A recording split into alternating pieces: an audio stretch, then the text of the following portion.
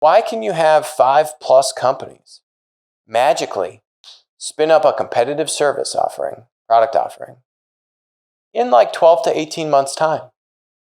Because there is no supply-side network effect. The value is not in the technology. The power is in the supply. Netflix is not a platform.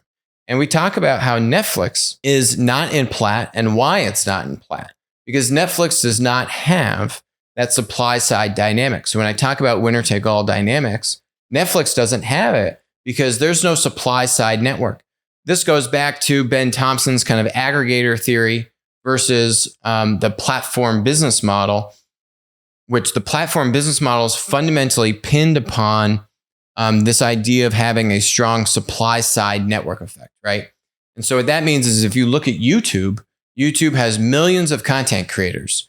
No one can just spin up a competitor to YouTube overnight, which is literally what has now happened between Disney Plus, Viacom, Peacock from NBC, Apple Plus, Amazon Prime getting in there, probably a couple other massive juggernaut players that I'm forgetting about. But the point is, you have 5 of some of the largest companies in the world that literally within a year time actually got to within striking distance of where Netflix is.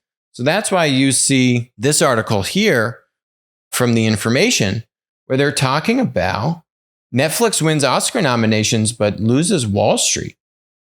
And what they're saying is in the past 3 months, Netflix's stock has been flat, while Viacom CBS, owner of Paramount Plus, that's what it was, Discovery, owner of Discovery Plus, I forgot about that one too, have both rocketed more than 150% their stock prices. Viacom almost tripled its stock price in basically the past couple of months. Notably, Netflix said in mid-January that its business was close to being financially self-sustaining after years of tapping the bond market to raise funds to finance its expansion.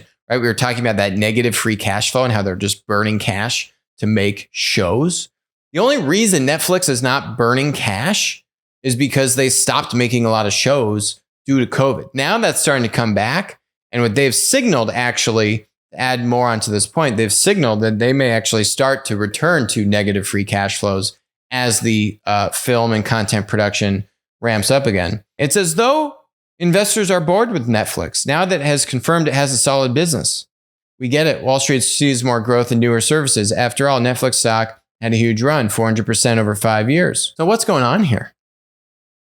Here's what's going on. Netflix isn't the only show in town anymore. And what Wall Street is now seeing is that, these other companies can spend $1 billion or $2 billion and actually have like a pseudo Netflix competitor. Maybe it's not as good as Netflix. Maybe they don't have as much content, but they're getting a lot of subscribers. Disney Plus, case in point. And why is that? Why can you have 5+ companies magically spin up a competitive service offering, product offering, in like 12 to 18 months' time?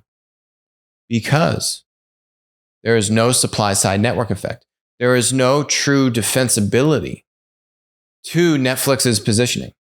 I've been ranting and talking about it for probably 2+ years now. That's what happens. This is Netflix's stock price over the past 6 months. It's up and it's down and it's up and it's down and it's basically flat. This can't happen to YouTube.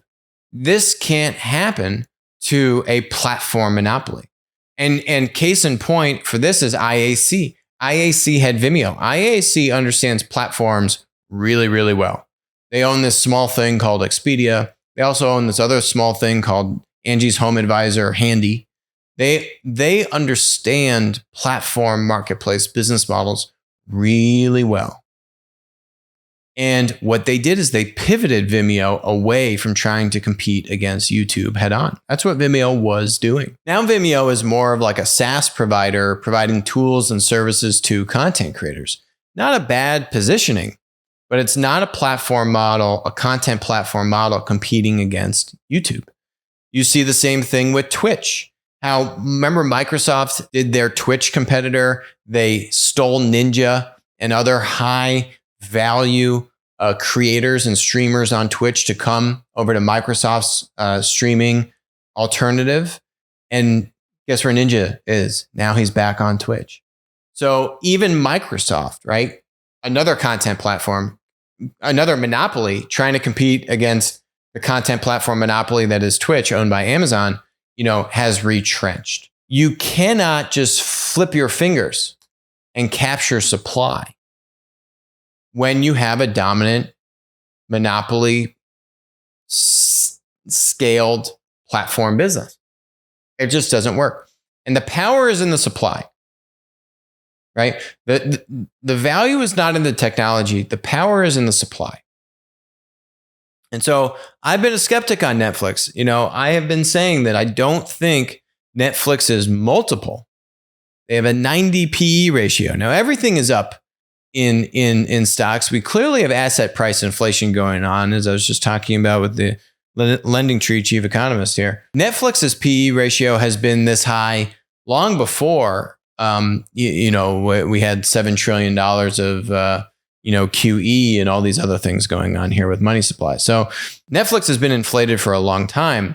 And I think Wall Street's now starting to see, Netflix actually has a lot of competitors. We haven't yet seen the adverse effects on Netflix concretely, but I think that we'll start to also see is that Netflix's customer retention is not as impenetrable as one would think, just like their supply side protections were basically non-existent.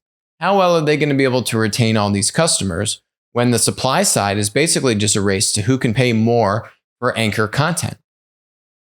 So if you got a big bank account, you can license that content, and now you have supply. Because all of the supply that Netflix has sits on its balance sheet. They either create it themselves or they license it. And why it's so hard to attract creators like a YouTube or a Twitch is because the value prop to the creator is about giving them demand. And the business model is very different, right? YouTube has a revenue share off of ad revenue, gets shared with the creator. Twitch has similar, slightly different because they also have subscriptions that you can sign up to subscribe to certain streamers. But the idea is that the power is in the network. The reason why creators go to YouTube or to Twitch is because you can get a lot of audience there. And as you get more audience, then you can monetize better, you have more influence, etc. That is what's going on. Now, I'll leave you with this. What Netflix needs to do, and which they could do, is embrace a platform model. How can they better connect creators with their audience? They're not doing that, right? There's none of that kind of two-sided engagement. And I think there's a huge opportunity there, a variety of ways that you could do that. But ultimately, that's what Netflix needs to do if it wants to hold on to these multiples, and if it wants to hold on to its positioning as the lead, and also just hold on to their customers. You're going to start to see this eat away at different parts of their business. I don't think this story is done for Netflix. I think it's just getting started.